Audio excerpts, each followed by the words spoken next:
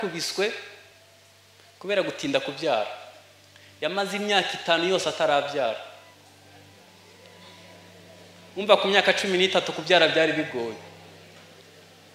Mama yarakubiswe, ngiye nakuze mbona mama bamukubita umuganda w'inkoni. Akamara nk'amezi 3 yaravunitse amaboko n'amaguru. Nyuma y'imyaka 5 yarasamye, avira kunda amezi 9. Mwese hano murakuze. Avira kunda amezi 9. Yajyaga kwivuza ku birometero 45.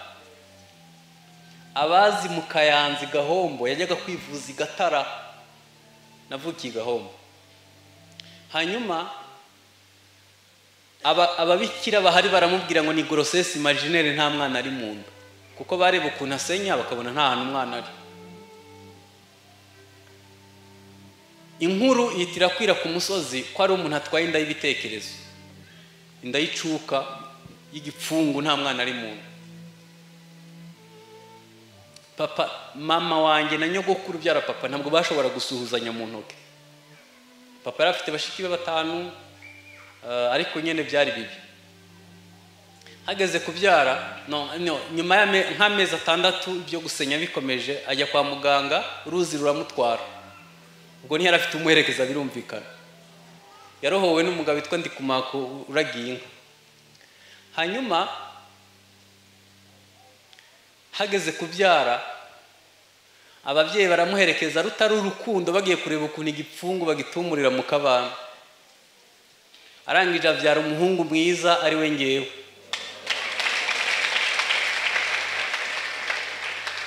Nyogokuru kuko atashaka ko papa abana na mama, aravuga ngo uyu mwana ni ikinyendaro, umuhungu wanjye ntabyara.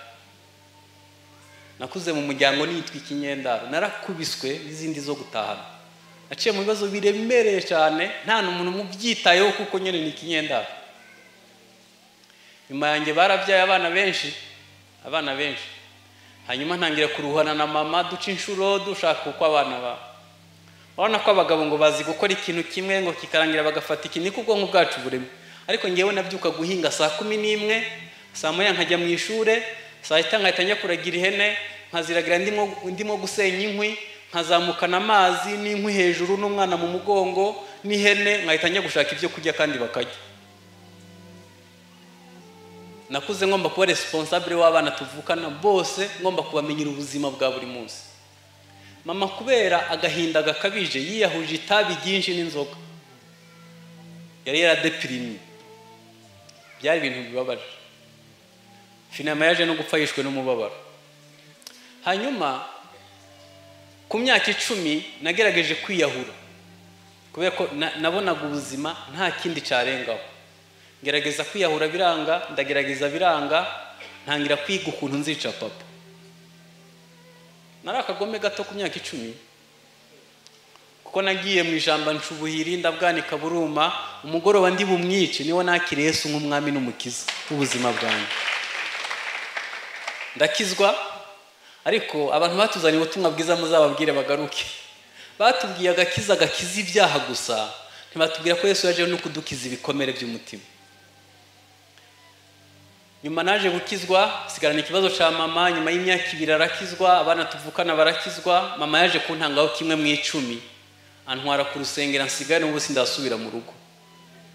Mbana n'abamisiyoneri bari baravuye za Bururi baza kubwiriza mu Kayanza, tubana tushinga amashengero munsi y'ibiti. Kuva ico gihe nyene ntangira ubu misiyoneri. Muri 1994 nayatangiye kuba umisiyoneri yigenga, hanyuma ndagenda umunyene simpane kuva ico gihe. Nagiye muri misiyo nyine. Hanyuma icyo nagira ngo mbabwire, nihute mbihuze no kurongora. Naje kurongora, Imana igiye kumpa umugore, impa umuhererezi utwenga kuwa mbere kugera ku. Nukuri kose bitunanira kumvikana. Nkajya mubaze se mama wanezerewe niki? Ngewe ntumwenga aruko nibagiwe. None wowe uratwenga gusa. Ntiyibaze impamvu ntatwenga, nawe nanjye sinumva impamvu atwenga. Urugo ruratunanira, twese dukorera Imana, bitunanira kumvikana. Niba hari umuntu ugoye kubana ku isi, n'umuntu yakomeretse, umubwira A kumva B. ushaka kuvuga sico yumva. Nkambwira ko noneho yazana ibintu by'amane nkavuga nti ubusubira nyogokuru niko yarameze nkawe. Okay, akambaza ati umuje gute na nyogokuru wawe? Ko byatugoye kugira ngo mwumve uburemere bwabyo. Umwana wa mbere twasamye muri uwo mwaka wa mbere twamusamye nyene tutarumvikana neza, dukijijwe ntabwo twagwanaga ariko nitwumvikana. Uwo mwana namusuye wa muhungu wanjye wa mbere, naramusuye aho yiga muri secondaire. Ninjiye mu kigo barambwira ngo uri papa wa Diveni, ngo ufite umuhungu mwiza yitonda, ngo ahora tuje, ngo umwana mwiza. Ninjira mu kigo njya muri kantine ndamugurira, ndamubwira bambwiye kuri umwana mwiza yitonda mu kigo, felicitation. Arambwira ngo papa bakubesha, ngo ahubwo ngo nta kintu na kimwe kinezera. Nibwo natangiye kumwubakaho ubushuti, tukajyana muri siporo tugakina, kuko namenye ko shagihe yahungabanye, shagihe hari mu nda. We kumbwira ngo ibyakubeho n'ibifite ico byagutwaye, byarakigutwaye. Impamvu urugo rwawe rurimo imiyaga rugoye ni bifitanye isano n'inkomoko yawe. Hanyuma nihuse rero naje kujya mu nyigisho z'isanamitima, niga ko Yesu yaje kudukiza ibikomere by'umutima. Sanga nahaye Yesu umutima wanjye ambabarira ibyaha, ariko ntiyabaye umwami w'amarangamutima yanjye. Sanga mfite ibikomere bitavuwe, ari byo bituma urugo rugenda nabi. Uwo munsi ndabiterura byose uko byakabaye, nemera ico byantwaye, nemera byose, ndabimuzanira Yesu. Ntangira kwitoza kubaho ntatsikamiwe n'amateka y'ibyambayeho. Ntangira kwiga gutwenga. Mbega gutwenga ukuntu biryoha, n'ukuri biraryoha. Nta kintu kiryoshe nko gutwenga, ariko uwo munezero ntawo nari mfite. Nagira ngo mbabwire ko bidakirira ijoro rimwe, ntabwo bikirira ijoro rimwe. Umunsi umwe nari ndi mu rusengero, vuba mbona abana bahimbaza kwa kuntu basimbuka basirimba, ngiye nkumva ntaco bimbwiye. Noneho mbaza umwuka ndamubaza se bari abana nibo bafite ikibazo cyangwa ninjye ufite ikibazo? Umwuka arambwira ngo amarangamutima yawe yasigaye ku myaka 3. Hanyuma ubu rero nagiye gushaka umukansara dutoba utwondo kugira ngo menye aho impano yanjye yasigaye. Ubu muri mwe hari abantu bize ubuganga kandi murababaje. Ubu muri mwe hari abantu bize iby'ababyeyi bashaka bitari mu mpano zabo. Ukajya ukora ibintu udakunda nyene kubera ko nyene nta uzi impano yawe, nta wayireze. Umva ibyago bya kabiri tugira rero. Mu rusengero niho hari amahirwe ya kabiri yo kukurera mu mwuka, mu bugingo no mu mubiri, bakamenya impano zawe hanyuma zigakora. Nuyaburira ni byiteka ryose. Hajya pasiteri wawe ninde muntu ugufasha mu rugendo rw'agakiza? Ninde muntu yafasha urugo rwawe kugira ngo byibuze rubashe kubaho? Ntangira gukira, ariko gukira nubwo maze imyaka myinshi nkora isanamitima, niga inyigisho z'isanamitima, ndacivumbura mu tuntu dushasha twapfuye. Hari uduserire twinshi twagiye dupfira hose. Yesu atangiye umurimo wo kunkiza, natangiye kumva ubuzima butangiye kuryoha. Hari n'abantu bakunda ku rusengero bitari gukunda umurimo w'Imana, ahubwo ari ubuhungiro bw'ibikomere byabo. Ku rusengero niho hantu honyene biyumva neza. Mbese nk'uwabashira akamaterera hano akaba ariho bibera, byaba ari sawa. Kuko iyo arenze umuryango uri agahinda ke karagaruka. Nagira ngo nkubwire inkuru nziza. Yesu ntiyaje gukiza ibyaha gusa, yaje no kuvura imvune z'umutima. Ibyo mbabwiye nibivugika, hari ibindi bitavugika ntavugira hano. Twaciye mu bintu byumye, bibishe, bigoye. Ariko nge nasezeraniye Imana ko buri gikomere cyose naciyemo nzakibyaza umusaruro w'ubwami bw'Imana. Ico Yesu yankijije cyose nzagikirisha abandi. Nashizeho ishirahamwe ry'abantu babuze urubyaro mu Rwanda, bitwaga Kiza Hope Family. Tumaze kubona imiryango 400 itagira abana, kubera ko nzi ingaruka zabaye mu rugo rwacu kubera mama yatinze kubyara. Hanyuma nkora family therapy, dukora ibiterane by'abubatsi ngo binini cyane, kubera ko nzi ko urugo rwacu rwari rwubatse nabi, nzi ingaruka zabaye. Imana ni Imana nyiri humure, iduhumuriza mu makuba yacu tukazatanga ihumure twahawe n'Imana. Umugambi mwiza Imana igufiteho ni ukuguhumuriza ukazahumuriza abandi. Nta hantu kure wageze Imana itagukura, ahubwo ukwiye kuyemerera gusa. Mama umva maze imyaka myinshi narabaye mu missioneri, maze kujya mu bihugu 17 simba mpari. Mama rero yaje yarakijijwe, akunda Imana, akorera Imana kuva 89, ariko ntiyigeze abona umuntu amwigisha gukira ibikomere. Icyabaye ni iki rero? Ari mu rusengero, ari muri korale, yikubise hasi ajya muri koma amezi 3. Hanyuma bakoresha scanner, dukoresha scanner, dusanga yagize kanseri ku bwonko. Muganga arampamagara arambwira ngo mama wawe yishwe n'umubabaro. Bitangiye kubaza, barambwira ngo yaramaze imyaka 6 adasinzira. Nagira ngo mbabwire ntimuzibeshe, ntabwo gukizwa gusa, ntabwo gusenga gusa bivura ibikomere. Ukeneye wagutega amatwi, ukeneye umuntu. Nta muntu n'umwe ku isi adakeneye urutugu aririraho.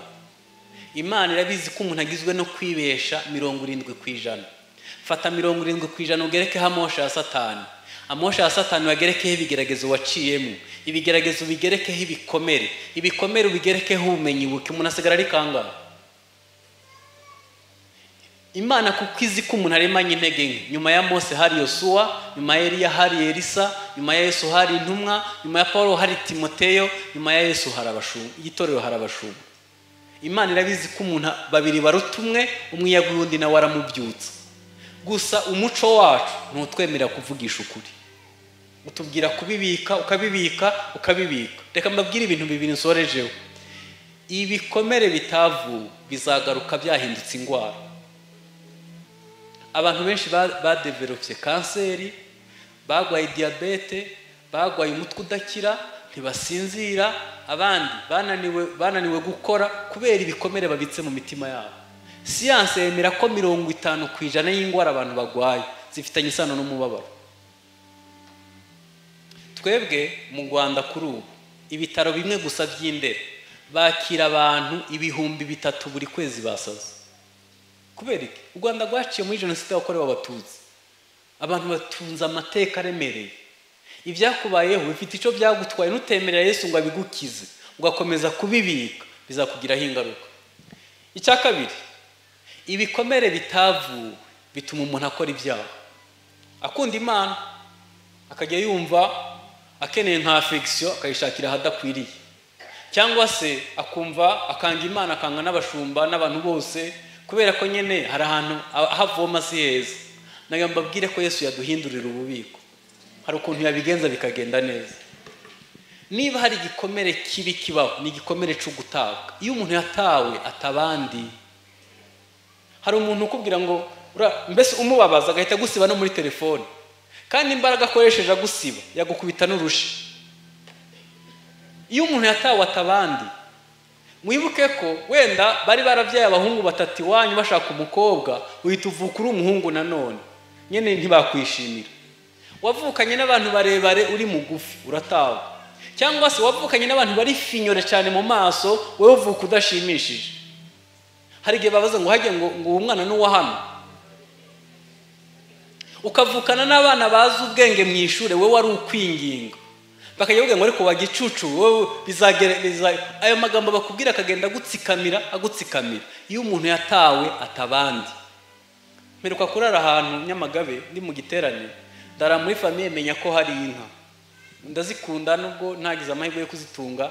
Hanyuma njya kuganiriza inka. Mwari muzi ko inyamaswa zumva, icyo zambuwe n'uburenganzira bwo kuvuga ariko kumva ko zirumva.